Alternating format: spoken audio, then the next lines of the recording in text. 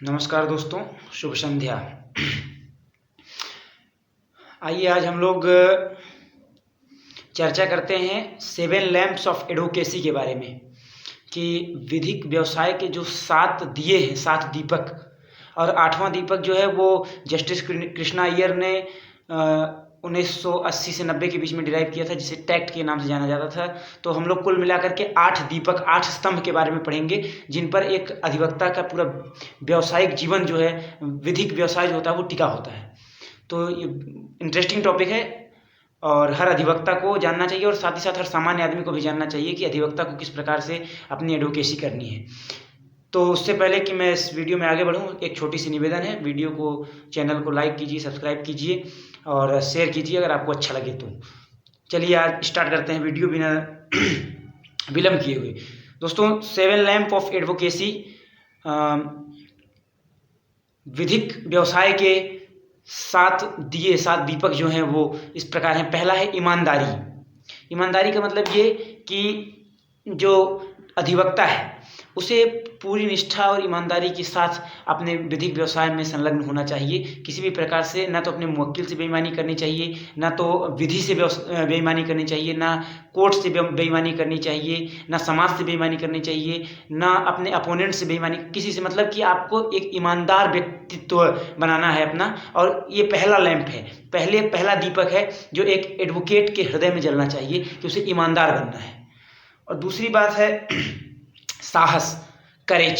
साहस का मतलब यहाँ युद्ध से नहीं है कि ये हमारे पास साहस, हम लड़ेंगे, ये साहस की बात नहीं हो रही। साहस की बात ये हो रही है कि जैसा कि आप जब bar council of India rules पढ़ेंगे तो उसमें ड्यूटी टुवर्ड्स क्लाइंट में जब आप जाएंगे तो ड्यूटी टुवर्ड्स क्लाइंट में रूल है कि जो अधिवक्ता होगा वो अपने क्लाइंट का जो पक्ष है वो बहुत मजबूती के साथ रखेगा और कोशिश करेगा कि वो उसको केस जिताए। तो वही यहाँ कहा गया है कि आप जो है जब कोर्ट में अपने आप को प्रेजेंट करेंगे और या अपने मुवक्किल को रिप्रेजेंट करेंगे तो ऐसी स्थिति में आपके अंदर साहस होना चाहिए, आप आत्मविश्वास से परिपूर्ण रहें और अपनी बात निर्भीकता के साथ कह सकें कोर्ट के सामने। ये बात यहाँ पे साहस की है। तीसरा है परिश्रम।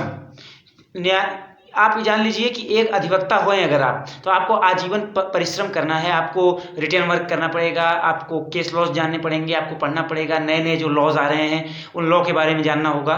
तो आपको कठिन परिश्रम करना है और कठिन परिश्रम करके आपको लॉ की समुचित जानकारी अपने पास रखनी है, ताकि कि आप जो है अपने क्लाइंट का जो पक्ष है वो लॉफुली और सही से और कंसाइज रूप में लेकिन अच्छे से रख पाएँ। तो ये परिश्रम की बात होती है। चौथा है परिहास चातुर्य, जिसे विट कहते हैं। परिहास चातुर्य का मतलब ये कि इतनी सीरियस ज़िंदगी में जहाँ पर कोर्ट में उसे खड़े होना है या अपने मुवक्किल के साथ है तो भी वहाँ पर वो फ्रैंक नहीं हो सकता है या मतलब मजाक के मूड में नहीं हो सकता है। तो इसलिए कहा गया है कि अधिवक्ता के पास परिहास चातुर्य भी होना चाहिए, मतलब कि वो हंसना बोलने वाला भी होना चाहिए, ताकि उसकी ज़िंदगी स्वयं ऐसे ना हो जाए कि लगे कि रसविहीन हो गई है, बेरस हो गई है ज़िंदगी उसकी और उसे ज़िंदगी में ही मज़ा नहीं आ रहा है। तो ऐसी स्थिति ना आए, इसलिए अधिवक्ता के अंदर परिहास चातुर्य भी होना चाहिए।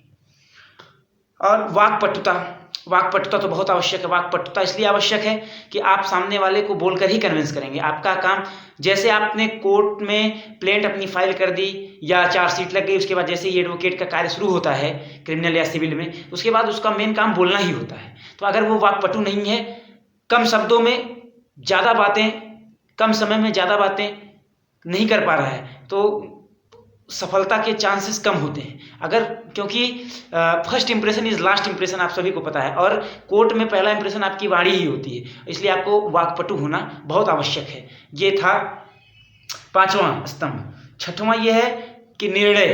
पहली बात, निर्णय में 2 चीज़ें हैं। एक ये कि अगर कोई मुवक्किल आपके पास आ रहा है, कोई क्लाइंट आपके पास आ रहा है कोई मामला लेकर के, तो आप उसका मामला सुन करके आप उसको निर्णय ना बताइए कि वो काम कोर्ट का है, अब वो जजमेंट देने का कार्य कोर्ट का है। तो आप उसे जजमेंट ना बताइए कि इसका ऐसा हो जाएगा या ऐसा करवा दूंगा मैं, ये नहीं। आप ये कहिए कि मैं पूरी परिश्रम करूंगा, पूरी निष्ठा के साथ आपका केस लड़ूंगा, पूरी ईमानदारी के साथ, धैर्यपूर्वक, लेकिन क्या होगा, ऐसा हो सकता है। आप ये कह सकते हैं कि इस मामले में इस प्रकार के डिसीजन पहले आ चुके हैं, हो सकता है ऐसा हो जाए, लेकिन मैं स्पष्ट नहीं हूं।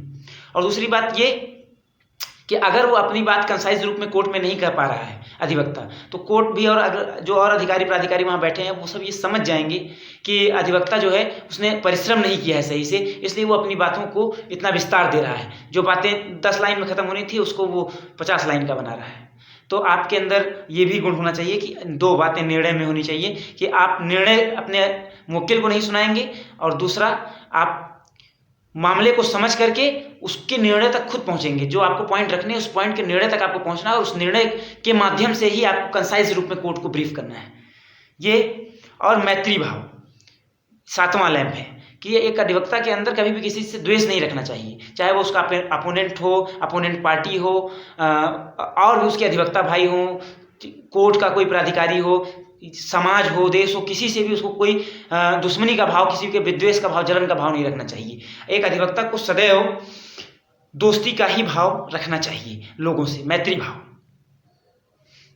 तभी वो सफल हो पाएगा। जितना वो मिलनसार होगा, जितना वो हंसमुख होगा, जितना वो वाकपटु होगा, उतना वो लोगों से जुड़ेगा और उतना वो कोर्ट में भी अपने आप को अच्छे से रिप्रेजेंट कर पाएगा। तो ये 7 लैंप थे। 8वां लैंप है जिसे जस्टिस कृष्णा अय्यर ने डिराइव किया है, टैक्ट के नाम से जाना जाता है। टैक्ट को कहते हैं चातुर्य, कि एक अधिवक्ता को के अंदर चतुरता होनी ही चाहिए।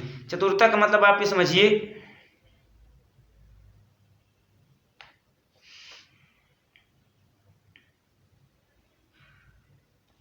कि आपको कैसे लोगों के प्रति व्यवहार रखना है, आपको क्या कैसे करना है, कोर्ट में आपको अपने आप को कैसे रिप्रेजेंट करना है, लोगों को अपनी बात कैसे रखें कि लोग आपकी बातों से प्रभावित हों, आपकी बातें मानें। इसे मतलब कि आपके अंदर चतुरता भरी होनी चाहिए। आप मतलब कि किस प्रकार से आप मामले को देखते हैं, मामले में किस प्रकार से आप निर्णय तक पहुंचते हैं, जजों के बारे में आपकी किस प्रकार से राय है। और इस प्रकार से टैक्ट का मतलब होता है कि आपके अंदर बुद्धि चातुर्य कितना है, कितनी जल्दी आप किसी चीज़ के मामले के डिसीजन तक पहुंच जाते हैं, कितनी तीक्ष्ण गति है आपके मस्तिष्क, कितने शार्प है आपका माइंड। ये बात होती है टैक्ट की।